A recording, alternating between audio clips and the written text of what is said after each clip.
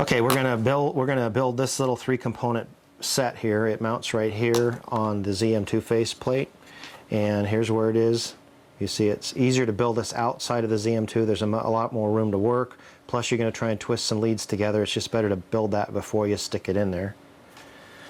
It's 3 components. It's a 1K resistor, a 4148 diode, and a super bright LED. This can have a bunch of different part numbers, so I'm not going to call out what the part number is. And of these 3 components, the resistor is the easiest one. It doesn't matter which way you put it, it works. Okay. There's a tolerance band. It's a metallic band on the resistor. You might, just for the sake of doing things in a normal way, you might want to put that metallic band toward the diode. Now the diode and the LED do have a polarity.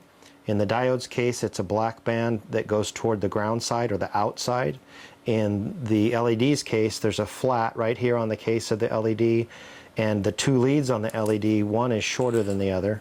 If you see here, this lead's long, this lead's short. The flat band corresponds to the short lead. That's the outside of the LED. The longer lead is the inside to the LED. Okay, so we're going to put this together. So the first thing you do is you take the longer lead, the inside to the LED, and you take the diode, and what you want to do is leave about 1/8 of an inch minimum of lead on both of these, and then twist them together out. Okay, so once they're twisted together, you're going to solder them.